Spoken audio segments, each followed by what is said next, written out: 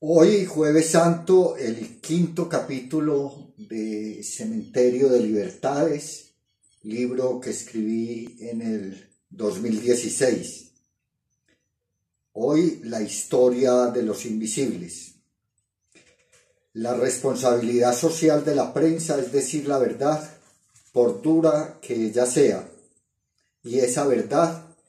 va pasando factura, incluso entre amigos cercanos que no la comparten o están involucrados en medio de esa verdad que tenemos que decir.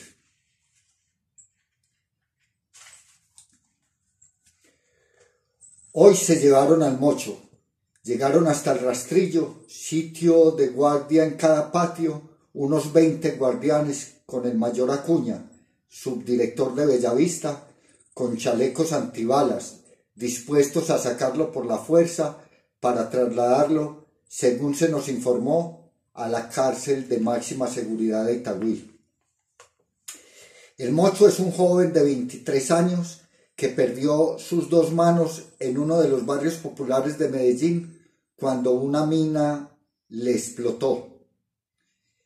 El mismo a quien durante la volante de hace mes y medio le destruyeron su compañero de sueños, amores y sudores, su colchón.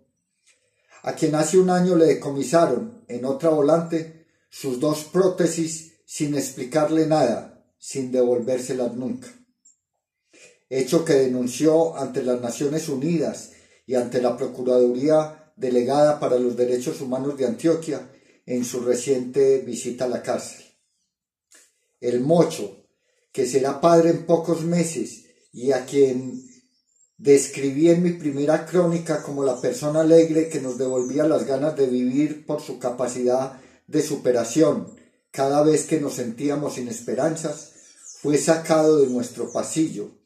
de nuestro patio, del lugar donde, a pesar de sus limitaciones físicas y de la horrible situación de estar preso, había encontrado solidaridades y afectos entre sus compañeros que lo aferraban cada vez más a sus sueños de libertad. Gracias a la intervención de algunos miembros de la Mesa de Trabajo por la Paz, que mediaron ante la directora, su traslado fue al patio octavo, donde puede encontrar nuevas solidaridades, y no a la cárcel de Itagüí, donde estaría aislado.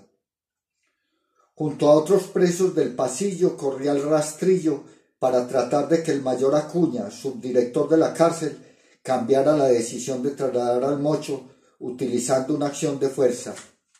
La respuesta fue intransigente, como todas las respuestas que da este funcionario cuando se trata de mejorar las condiciones de los reclusos. Ese señor no sabe decir sí.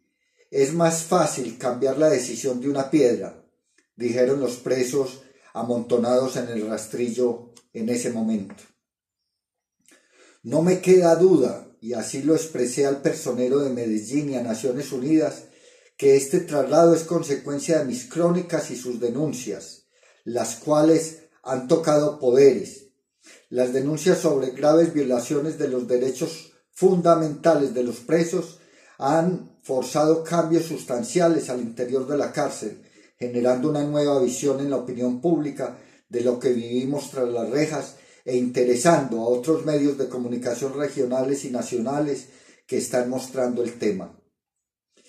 Entre esos cambios que hemos experimentado en las últimas 5 semanas, se destacan la instalación de equipos electrónicos para revisar objetos metálicos a la entrada de las visitas, la presencia de los organismos de control del Estado, que, como en el caso de la Defensoría del Pueblo, realizó una jornada patio por patio de recolección de quejas, la observación que está realizando los domingos la Personería de Medellín para constatar el trato que reciben las visitas, el cambio de coordinador de sanidad, que pasó de ser un auxiliar de enfermería por un médico con experiencia en el penal, y lo más importante, el trato de los guardianes para con los presos ha cambiado positivamente, haciéndose ahora un poco más humano con todos nosotros. Incluso la semana pasada fue aprobada por parte de la directora de la cárcel una lista mínima de cosas que nuestros familiares pueden entrar en sus visitas, y aunque no es la solución para el 65% de presos a quienes sus familiares no cuentan con los recursos económicos para consignarles plata y poder así acceder a los productos de los expendios que monopoliza el IMPEC, cuyas ganancias, según la directora regional de ese organismo, María Paola González, se utilizan en un 70% para comprar gasolina para los vehículos de la cárcel y otro 30% para un fondo nacional penitenciario. Por lo menos, sí mejora en parte la situación de la población más pobre de Bellavista. Nuestros familiares también han cambiado su pasividad frente al ultraje. De su silencio cómplice se ha pasado a la denuncia activa. Eso quedó evidenciado el domingo pasado cuando varias mujeres se unieron en coro para llamar al representante de la Personería de Medellín, una vez que la guardiana, más por su inexperiencia en el manejo de los nuevos equipos detectores de metales, dejó caer la olla en la que doña Rosalba le traía sancocho a su hijo. Incluso los mismos presos vienen discutiendo propuestas importantes en las que expresan importantes elementos para un acto legislativo que permita transformaciones de fondo a la situación carcelaria del país. Estas crónicas generaron la posibilidad, o más bien el que se creara el Movimiento Nacional Penitenciario, que hoy todavía existe en diferentes cárceles del país. La justicia legal, que tiene al borde del colapso todo el sistema judicial colombiano, no puede desconocer la justicia social, que descongestionaría de forma definitiva las cárceles, acabando con el brutal hacinamiento en que nos encontramos. Ese borrador de decreto de la emergencia carcelaria por el coronavirus podría aliviar grandemente, si hay voluntad política, las cárceles del país en este momento. Es más, dentro de esa justicia legal se deben encontrar de manera urgente posibilidades para que la nueva ley de alternatividad penal, que se empezará a discutir en sesiones extras en el Congreso de la República, no vulnere el derecho a la igualdad que tienen todos los colombianos presos en el país y se aproveche el momento político para aliviar la situación carcelaria de los 70.000 reclusos con que cuenta hoy Colombia. Sin embargo, son necesarios muchos cambios más de los que se han dado por las crónicas en la cárcel nacional Bellavista. Muchos de los presos, por no decir la mayoría, son el único soporte económico de numerosas familias que están hoy engrosando esa franja de pobreza absoluta, vulnerable y caldo de cultivo de los grupos al margen de la ley en los barrios populares de las grandes ciudades de Colombia. Las cárceles, con la ayuda de la empresa privada y la voluntad política de los gobernantes, podría convertirse en el más grande laboratorio de empresa solidaria del país, lo que beneficiaría de forma directa a por lo menos 400.000 colombianos que dependen de las personas privadas de la libertad en las diferentes cárceles de Colombia y que, por su experiencia de convivencia, Bellavista podría ser pionera. En materia de educación es necesario que los presos se formen para ser productivos socialmente durante el tiempo que duran las penas y posteriormente cuando recobran su libertad. Se debe transformar la escuela del crimen, que es hoy la cárcel, por el Centro de Artes y Oficios, que una verdadera política de resocialización debe cumplir. El Servicio Nacional de Aprendizaje SENA y la Universidad Pública pueden ayudar de manera relevante en esta misión. Usted se calentó con esas cosas que está escribiendo y de paso nos calentó a nosotros, me dijo uno de los presos del pasillo,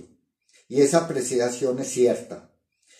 El traslado del mocho es una demostración del viejo adagio de que toda acción genera una reacción. Sin embargo, al contar las historias y vivencias de lo que ocurre tras las rejas de Bellavista, historias y vivencias del sufrimiento, pero también de vida y esperanza, he pretendido, con una inmensa ética periodística, visibilizar ante la opinión pública lo que sucede a una importante franja de la población a la que parece sienten solamente sus familiares y amigos, porque para el resto de la sociedad somos un estorbo. Bueno, siempre en mi vida periodística me he destacado por eso, por la denuncia con ética, que ha llevado incluso tras las rejas a funcionarios públicos corruptos que se han aprovechado de la plata pública, de la plata de las comunidades y la han convertido en su plata de bolsillo.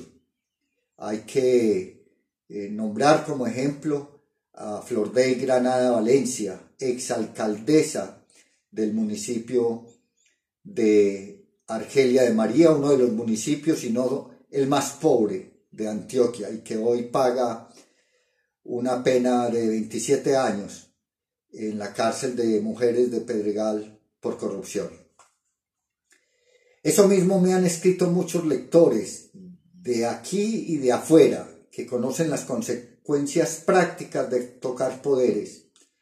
No obstante, todas las posibles consecuencias son superables si un número importante de personas abandonan sus escrúpulos y enfrentan una realidad de la cual somos todos responsables, devolviéndole su carácter de actores sociales a los miles de invisibles que somos los presos colombianos. Mis compañeros de parche, Sergio y Camilo, presos políticos del Patio Quinto, me recordaron ayer, Día del Periodista, que la responsabilidad social de la prensa es decir la verdad, por dura que ella sea. La corrupción imperante al interior de las cárceles es causa de la mayoría de los problemas que padecen esos antros. Esa corrupción representada en verdaderas mafias que cogobiernan la cárcel y asumen incluso de forma compartida la seguridad al interior de los patios debe ser materia de una profunda reestructuración. No vaya a ser que para salirle al paso a tan grave situación y a la denuncia se implementen medidas represivas que hagan más difícil la vida de todos los presos. En otras palabras, si existiera voluntad política, se podría ver el problema carcelario como una enorme oportunidad con profundas repercusiones y consecuencias sociales muy positivas para el país. Es hora, en este momento de crisis,